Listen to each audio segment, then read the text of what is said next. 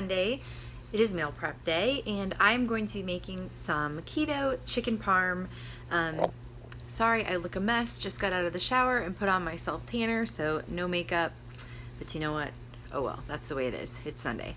And so I'm going to take you through how I make this crispy chicken parm. I'm going to be using my Parmesan and ground pork rind breading kind of method that I've been using, and I'm going to fry it up in some avocado oil, and then I'm going to put it in a baking dish with some rose marinara and mozzarella and all that good stuff, and bake it up and serve it with some palmini noodles. So here we go. I've taken some chicken breasts and I cut them in half lengthwise, so I've got two thinner pieces. I'm going to take a meat tenderizer and just kind of beat the heck out of these to thin them out a little bit and make them a little more tender. After that, I'm going to season them up with some like garlic powder, onion powder, crushed red pepper, some Italian seasoning, and some pink salt. And then I'm going to give them the triple dip here. This is a seasoned almond flour with all of the seasonings I just listed. This is a whisked egg. I might throw another one in there if I need it in a little bit. I have already done 2 big pieces, so these have kind of been used a little bit, but I've got more on hand if I need it. And this is my crushed pork rinds, Parmesan cheese, and all of the seasonings mixture. So it will go almond flour, egg, pork rind mixture, and then they'll go straight into the oil. I have done 2 pieces over here already. Those are fried to crispy perfection. These are larger pieces. I decided to go for smaller pieces with this one and cut it in half and see how that works. So I will take you along the process. We have got the filets there frying up in some avocado oil. I just did enough to kind of cover the bottom of the pan. I'm not like deep frying it or anything. And then I'll flip it halfway through and it will look golden brown like those guys. I'm draining and rinsing a couple of cans of Palmini. I know I've showed this a couple times in my other videos, but I'm obsessed. By far the best keto pasta replacement ever. It's literally just hearts of palm cut into linguini. They're very mild in flavor. They have a nice firm pasta-like texture, low carbs, and they're going to be the base for this chicken parm. So this is a bed of the palmini pasta with a little bit of the rose marinara, and then I topped it with my fried pieces of chicken in a baking dish. I'm going to put a little cheese and marinara on top and pop it in the oven. I'll show you what it looks like before I put it in there. Provolone, so I'm going to put that down on the chicken and then put some sauce and marinara on top to make it super cheesy. A nice big leftover piece of the fried chicken, which I couldn't fit in the pan, but that's okay. I'm just going to save this like this and maybe put it on top of a salad or make something else out of it throughout the week. So meal prep. Right, here's the final layer of mozzarella on top, and I'm going to pop it in a 350-degree oven until it's bubbly. Here it is, the finished product. Just came out of the oven. Chicken Parmesan, fried and then baked on top of palmini pasta. Hey guys, happy Thursday. It is dinner time. I'm making one of my favorite easy keto instant pot meals, and I'll walk you through it. There's basically no steps because I'm just going to throw a few things in the Instant Pot and let it ride.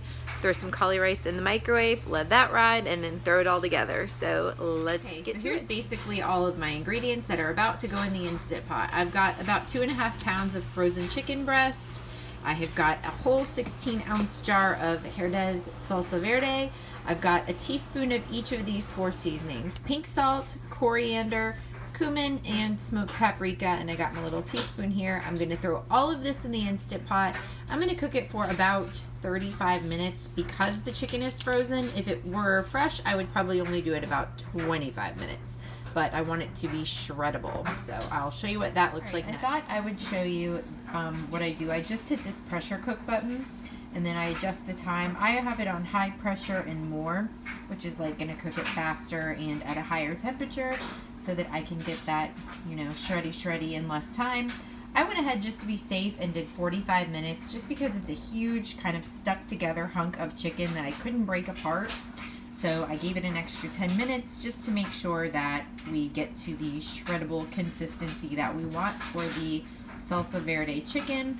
Another thing on an Instant Pot, if you're new to this, there is no start button. This threw me off at first.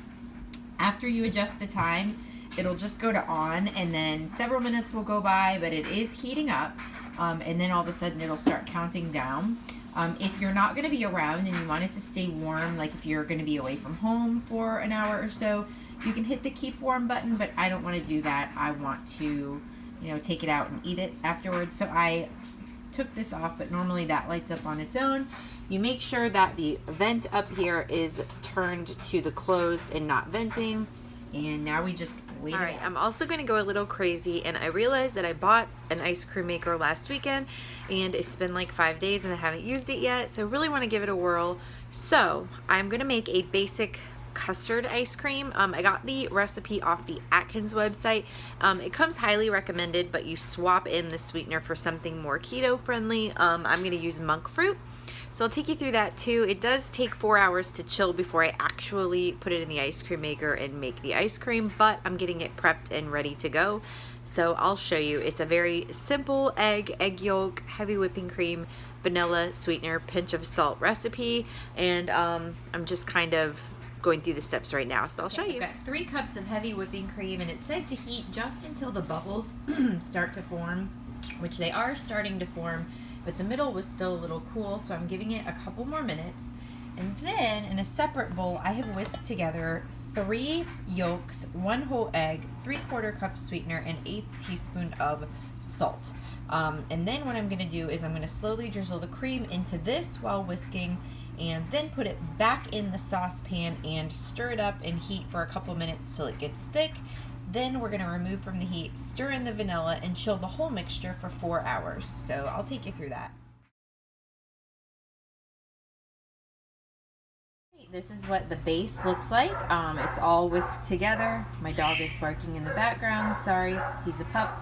And I'm going to cover this with saran wrap and pop it in the fridge to chill for about 4 hours. That's what the finished chicken verde looks like. I actually had to do it an extra 15 minutes because it wasn't shredding yet. I guess because I started with frozen chicken. So I just had to do it a little longer, and now it's perfect. It's all shredded. I'm going to serve it over a bowl of cauliflower rice, top it with some sour cream and avocado, fresh cilantro and lime, and it's going to be amazing. Here's the finished product. This is the chicken verde. It is on a bed of cauliflower rice that I tossed in Kerrygold butter, lime juice, and cilantro, and then I put a scoop of the chicken, and then I did some avocado and some sour cream and cilantro and some lime on the side, and I'll probably drizzle a little more salsa verde on there too. And all right, guys, I know it's kind of loud, but I've got my ice cream maker going. I've got my base that I made yesterday in there, put some ice in, plugged it in, fairly easy, and now I just let this go for about a half an hour or until I've got ice cream.